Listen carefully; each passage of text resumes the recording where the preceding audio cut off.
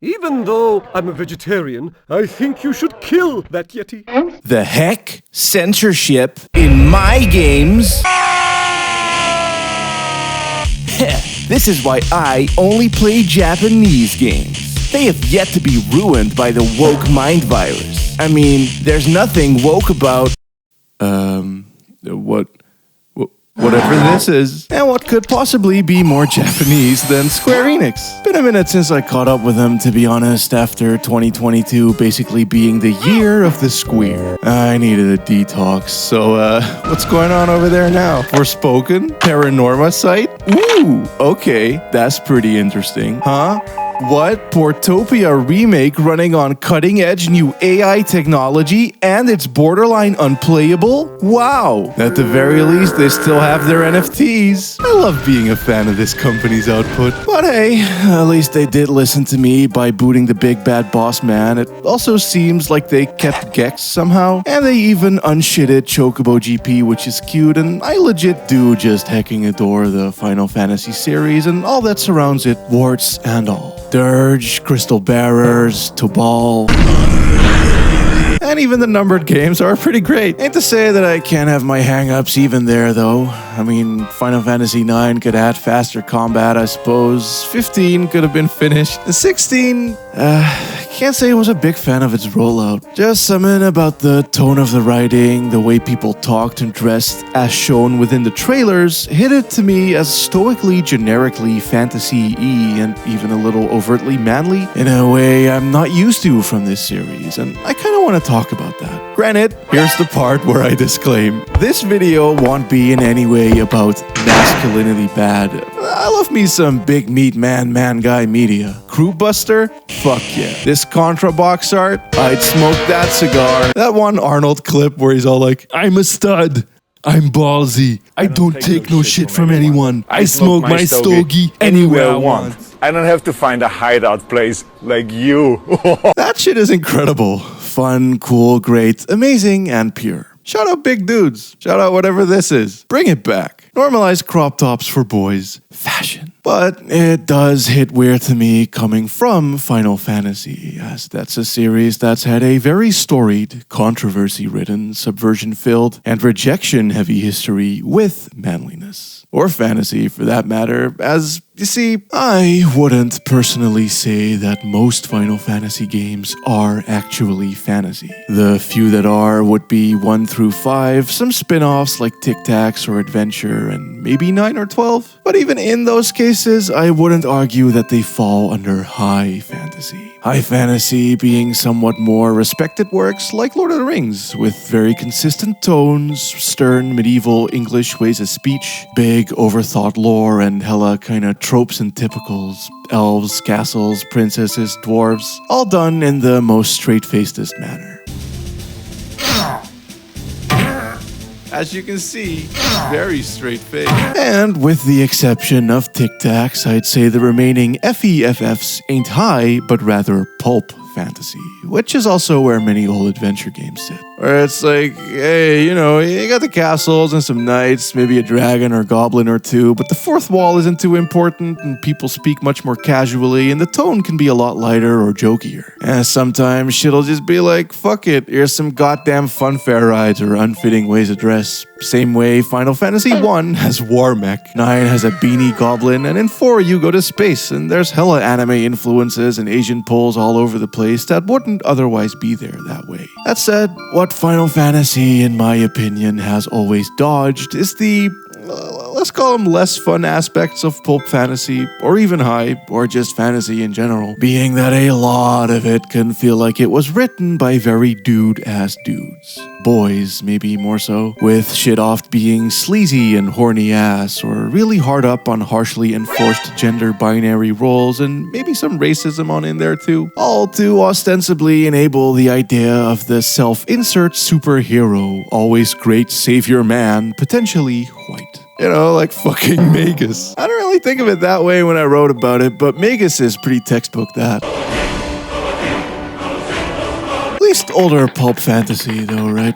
I think modern shits, there's more room for queer expression and dweeby D&D campaigns energy, but given when the fantasyist Final Fantasies all came out, I think it's really great that they dodged that bullet. Boldly breaking gender norms with how Bart's, Vaughn, or fucking Rex look, or who Ferris is. It also deconstructs heroes with the homie Cecil, and in general had ample room for daring designs, hairstyles, fashions, artistic directions, soundtracks, and environments, with things being cool, flashy, flamboyant, androgynous, gay, pretty, and edgy. Unlike a lot of other fantasy media, the series was never self-inserty or overly masculine either, with complex, well-defined characters who say, think, and do their own shit going on their journeys. And, to me, Final Fantasy XVI, based on the trailers, made me fear that it was going to eschew at least some of that in favor of appealing to a Netflix, Game of Thrones, Witcher series big money crowd.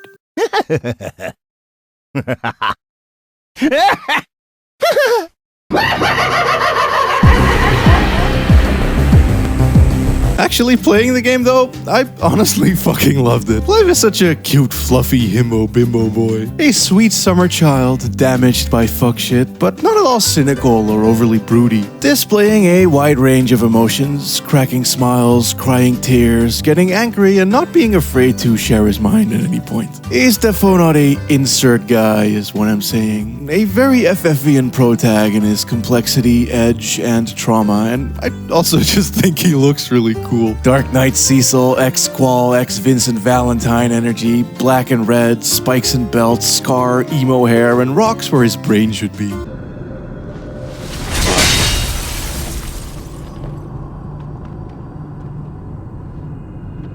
Well, that didn't work. I think we're gonna need a bigger sword. Mine's bigger. Thank you, Clive, but I meant that figuratively. And while the plot is very much centered around him, I dig how it's not at all a lonely game either. I was big worried that you'd only be with Clive and Dog, but no, tons of people come and go in your party throughout. The homie Sid is with you a good chunk of the game. The bestie Jill is with you for most of the game, as is Torgal, and like 12 and 10, there's all these wee settlements like farms, mini towns, passing by travelers and caravans, all providing folks to whom you can chat to and things to flourish up the horizons with. And for sure, it is true that you don't get a solid party per se, at least if you don't count woman and dog as a full party, but even still, to me, it felt as if you might as well have had. As the gang of friends Clive amasses is just so goddamn sweet. As someone else I also adore is just how lush the greenery is. Yeah, I know. I couldn't believe it either. It's so dense. It's tail time! Not to mention this beautiful turquoise and white rock range in the already amazing oasis-ridden desert. Shout out all of its environments, honestly, and of course the gameplay taking place within them was also pretty fun. With some, even by Square Enix standards, absurdly flashy combat, maybe only outdone in particleness by last year's Valkyrie Elite, oh my god. Though the fact that it's close to that in can't make out shit on screen but I dig its still ability and be an action game comparable to actual action games is hella impressive. Me though, I think what I dug most about the game side is the structure and pacing of it all. How linear it can be with the a few seconds ago mentioned NPC-able townables, but also cool set-piece based cinematic flourishes or just some visually breathtaking hallways, walkways, and how those can seamlessly open up into towns, dungeons, or massive open landscapes of various varieties. Feeling as if a nice cohesive blend of Final Fantasy X and 12 exploration-wise, which is great for me as I think those are honestly structurally my favorite ones. It just amounts to very tight pacing. Like I mentioned in my last video with Pocket, here too, there's a ton of directing in its designing. And with a budget this big, it just makes 16 super fucking dense and unspreaded. Every play session akin to a whole other game's worth of game. Cause legit, there is just so many towns, and changes in scenery, or new characters to meet or people to bump into again, and heaps of big twists in story or character development, set pieces, quiet times, side quests, and animals to photograph. Yeah, work it. Oh, yeah, so good. Also, look at this dude over here walking his chicken. That's so fucking cute.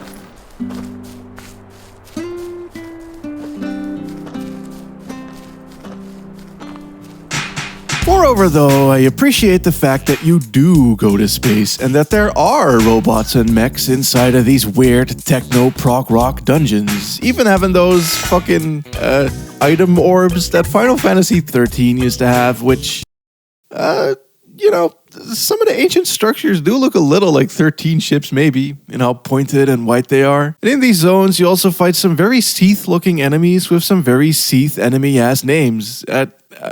Oh god, is the ancient civilization only hinted at the fucking Final Fantasy XIII world? What the fuck? All the little references are cute though, to be honest. From the spoony bard, the market with a wall and a brothel, very cheeky, very clever, to the return of Mid.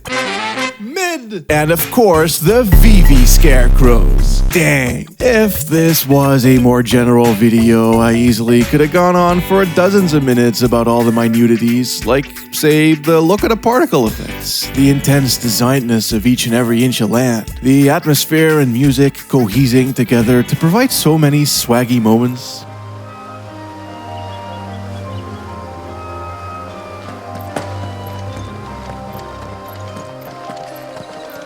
Solemnly walking through these old heavy metal woods as if a damaged dark night, taking in the soft sunsetted hues, faintly tinting the realistically dense forestation.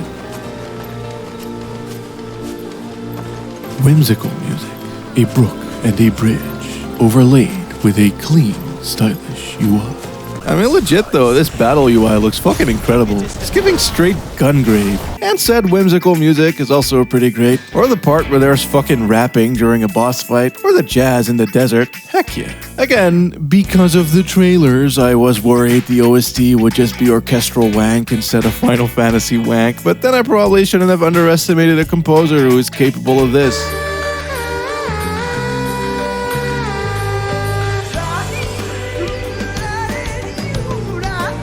Do you think maybe the OST could have done with some metal? Because, I mean, it has this really faded gray, low contrast darkness that reminded me not only of PS360 era games, in a good way, but also of faded old metal album cover arts. Same with these forests. It's a really cool, unique vibe for a FF game, and I think here, rechanneling the rock ambitions of Nobuo would have really fitted hella. Though, no.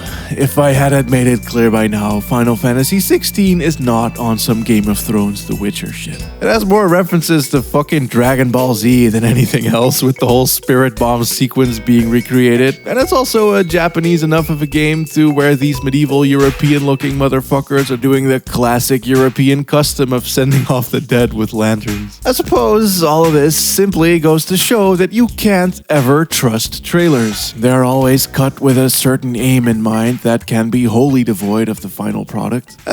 Just let me do the marketing next time, okay? I got this. See? You're gonna sell millions! Come, your radiance. The Rowena Syndicate awaits your pleasure. Oh, not another meeting with silly old men. They're so boring. It would be very easy to cut a trailer of, say, 12 like this, too.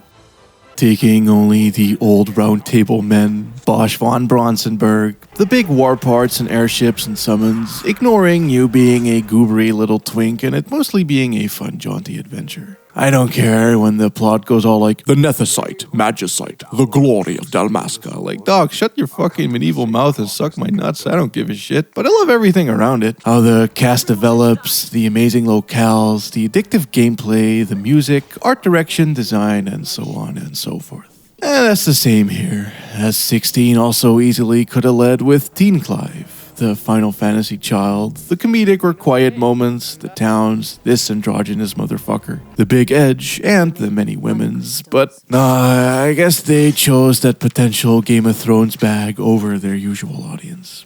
On the other hand, all those generic-looking guys who are more or less the first thing ever shown of the game were all dead before the first 3 hours or so were over. I don't know if that's a commentary or not, but it sure is something. Something that does honestly make me a little worried. I mean, Square does see things. Things like how Dude Bros reacted to Mobius Final Fantasy, and how it led with a super sexy pretty andro boy in a skin-tight virgin killer top. I love everything about this, but motherfuckers were mad ass at his ass, and maybe notes were taken on the marketing end of the company. Same way 14, despite everything it has, leads its surface level presence with a boring beardy protag man. A Clive we have at home, almost. Promo Clive at least. Grr. Angie. Not Game Clive, he's just a little guy, but this shit worries me in that, man, I don't know. I just don't like it. I don't like feeling as if the thing I like is being cucked into closeting itself to look more generally appealing. Especially because in this one, there are ways in which my concerns do express themselves in-game. Being that Final Fantasy XVI is very much a game about men doing things. And that, paired with the sort of selectively trad fantasy setting, trickles down into a few things I think are fucked up. Damn, son. Get a load of this. Now, here is where I once again should note that I ain't talking about this cartoonishly giant massive dude or Clive having a little beardy or Sid's voice being deeper than 30 Yakuza villains combined. Wait, hold on. Is that... I'm with all of that. Nor would I attribute these features to a gender per se either. So, why do I care so much then? Well, there's a few reasons for that. First of all, I really just like Final Fantasy characters often being how they are. The legions of androgynites, vulnerable men who can cry or be awkward, lesbians, tons of badass women, gender benders, and hero men who get questioned and prodded to hell and back. I don't think I've ever talked about this in my scripted content before or really anywhere publicly, but I am intersex. Branded boy at birth, but as I grew, it quickly became clear that my body had very different plans. It's not gonna go into details here, though I'd be down to talk about it more elsewhere if anyone would find that valuable, but that led to me just never relating to the other boys much at all as a kid, despite still being put into that category for a bit. And over the course of my teens, it made my gender and the eventual realizations thereof go burr. I am not a man, nor do I feel like one, or want to be one, or seen as one, but I still have some experiences akin to it, and that just endeared me so much to how Final Fantasy, or honestly Square in general, does its characters. Kaine from there literally is intersex. And being a kid, seeing characters like Kuja not being able to English yet and just assuming that he was a woman based on how he looked, only to later find out that, whoa, that's a dude? You can be a dude and look like this? Fucking blew my mind, dog. Seeds planted, doors opened, etc. And again, nothing wrong with action hanks, and I suppose also that if we can have a Final Fantasy game for the girlies and a game for the gays, and many as such, then I suppose we can also have a game for the boys. However, I've always just loved this series for being a big bold alternative to that, nor is there no shortage of games for boys. I'd prefer art to have a wide spectrum of content so that there's more for more people to enjoy in more ways. And so, hence, thus, why I started to feel some trepiducy at how 16 was presenting itself in the aforementioned trailers. Especially after 15 and Stranger. I realized the boys in 15 are very much specifically fan service for those who like men, and yeah, they're cute. And Jack, or Stranger in general, is such a meta-ass, deconstructive-ass game that him being a angry man guy man is the exact thing that story pulls apart and prods at, and I think that makes it a way smarter game than most people were willing to give it credit for. But that's still a lot of consecutive duding. And I was a tad worried that 16 would go down the path of being about stoic, angry hero man dragon slayer guys without any of the prior two's caveats, asterisks, and coolities. Luckily, this ain't the case entirely. There's many andro motherfuckers. There's actual, confirmed, undeniable gay shit. There's a lot of dudes sobbing and crying, and again, Clive is very emotionally vulnerable. He's a cute boy Final Fantasy character that got fucked up by going through darker and realer shit than what most Final Fantasy boy characters go through, and I think that makes him a fun take on the formula. However, as I alluded to, I do very much feel that the men doing things core themes of the plot and the setting surrounding raise some issues that I don't think any Final Fantasy has ever had before, aside from maybe tactics. And that's, forgive the cringy academic terms here, a sort of patriarchal normative tradness. Men doing things and women reduced to wenchly, maidenly bitches off on the sidelines, side-hoeing and supporting. It's the most fantasy Final Fantasy, and so it does fall into some of the fantasy pitfalls as I laid them out earlier, and no amount of devil crab can fix that.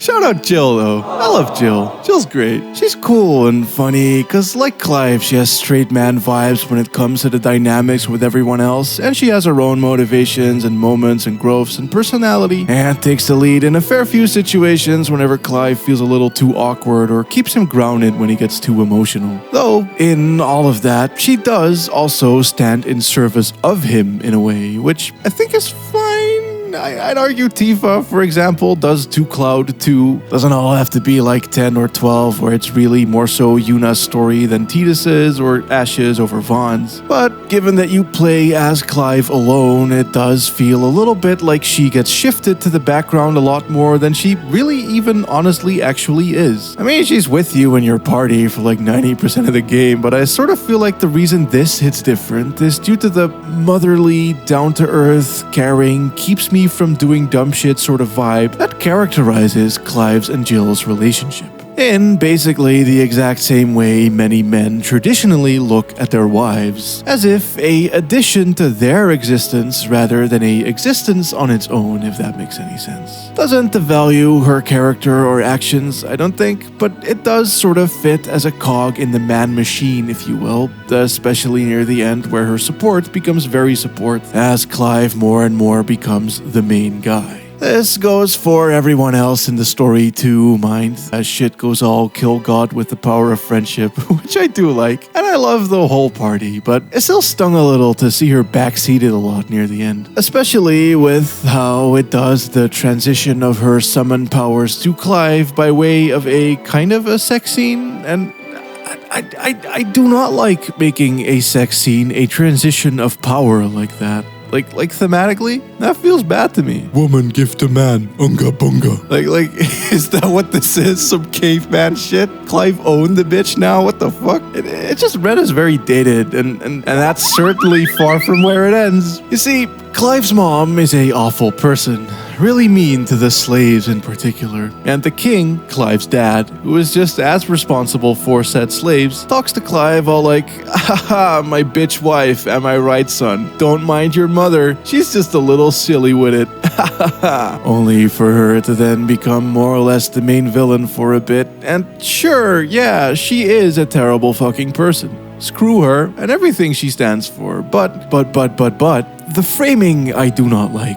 Like, take Braun, right? Great villain. Shitty person also, evil queen just as well, but it's not her womanness that is made a explicit part of her evil. Braun's just a funny Frieza hand-rubbing villain dictator type villain, but Clive's mom really is like the bitch wife. Sleeping her way to power and using that to twist kings to suit her ways and spawn a evil, corrupted parasite Hellson to take their place. Which, I mean, that's just like the nagging sitcom wife and the manipulative seductress tropes taken to such a wild fucking combined extreme. It feels to me like this shit was written in the 80s or some shit, you know what I mean? And it's bizarre to see that in a Final Fantasy game, and naturally, it stops far from here.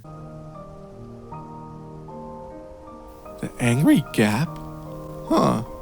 Wonder what type of clothes they sell there.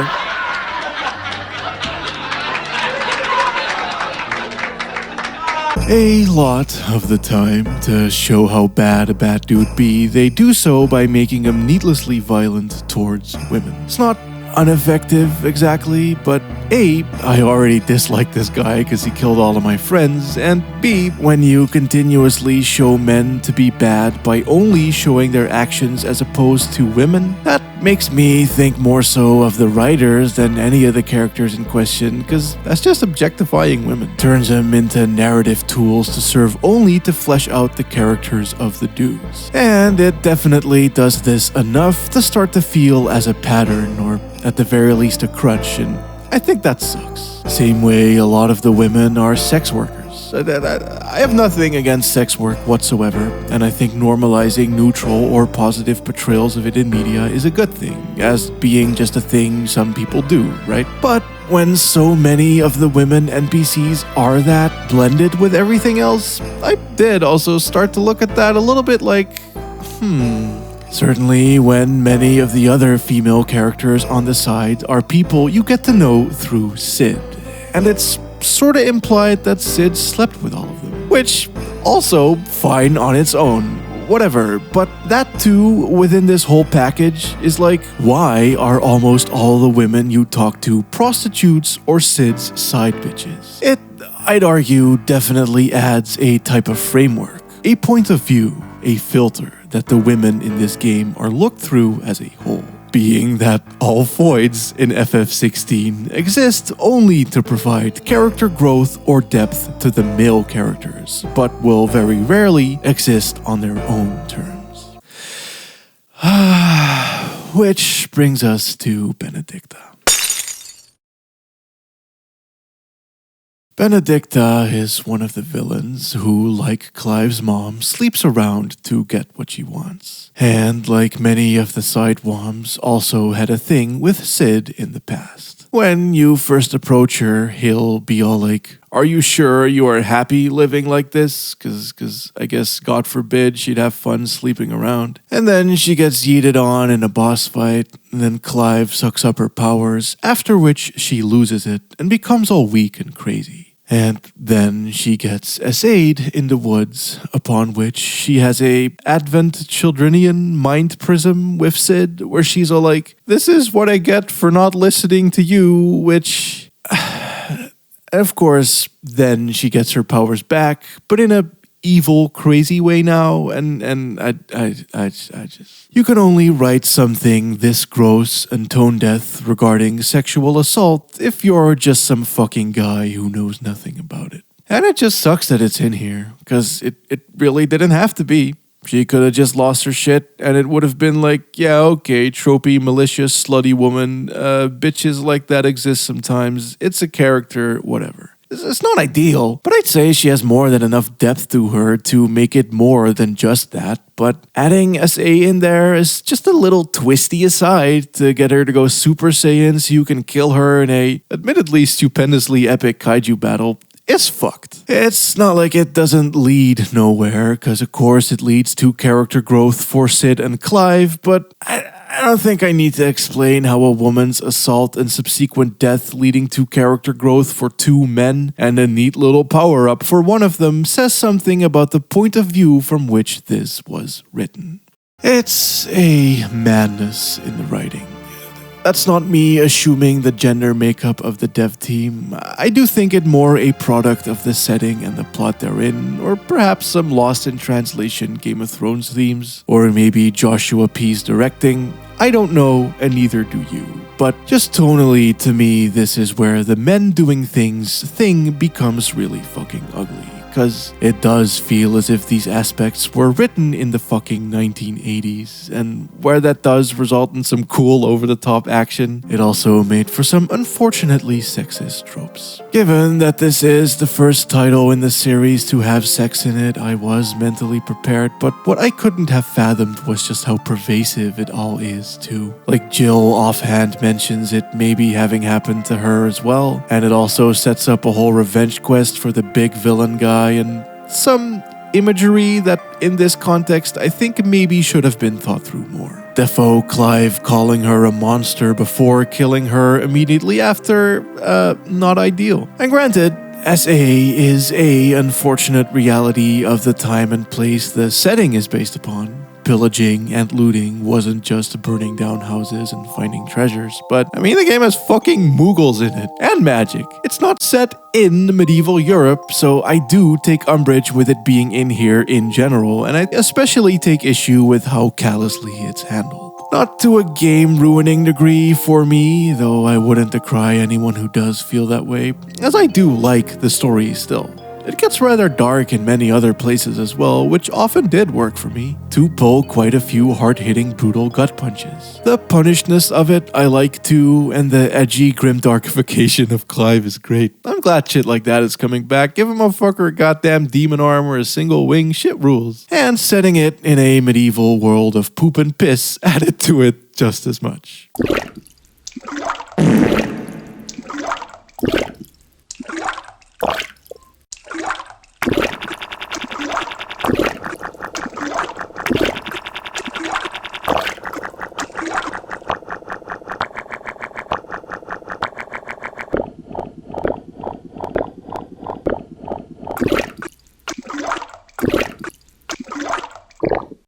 Because, I mean, really, more games should just have a poop level. It's an underrated type of level. Certainly, with how it does, again, contrast them with genuinely nice and funny characters, beautiful forests and fields, cozy towns, and more things to get you to care about before it'll eventually slice them down in some way. So, on that front, I do think I get what they were trying to do. Same with all the slavery stuff and how darkly tinged that makes the many NPCs and side quests you come across. And it muddies even the people who are on your side with how commonplace and integrated this is into its society. It reminded me a lot of the Valkyrie profile games in this regard and the original Final Fantasy Tactics. Though, that said, even with this, I think just means to an ending really complicated things while not fully weighing the weights of their complexities is bad. As it is rather blatantly obvious that the writers did not understand the full scope of this shit, pulling things like, "Oh Clive, your daddy was so kind to his slaves he treated them just like people," as if that somehow makes him better, or the entire goal of the game being to kill God and destroy the crystals, effectively ending magic,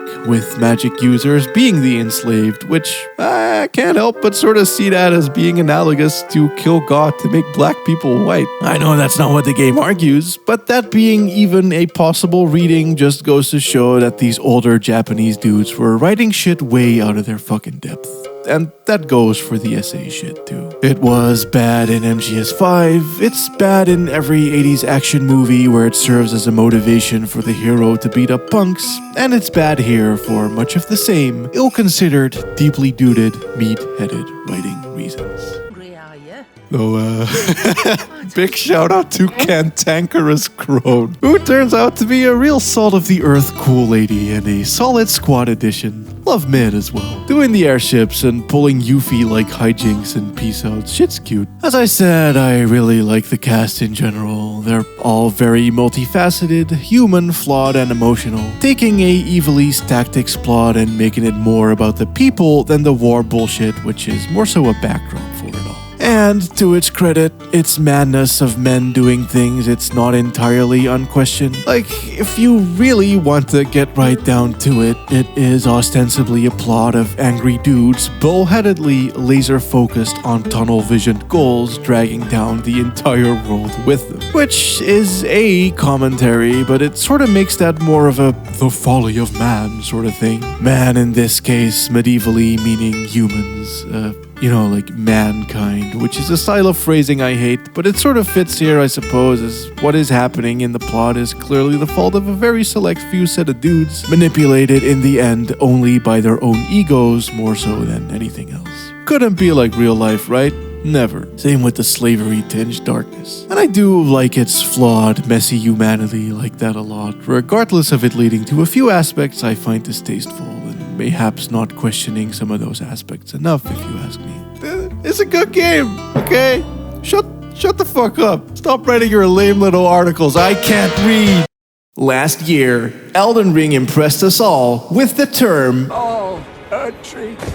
Grant me succor. But then, Stranger of Paradise one-upped it by being a better game all round and it having it also. However, it wasn't voiced. merely represented by text. Hence, thus, why I am elated to announce that you find no succor to the South Travelers. Final Fantasy XVI is the 2023 Sucker Game of the Year. Let's go! Let's suck!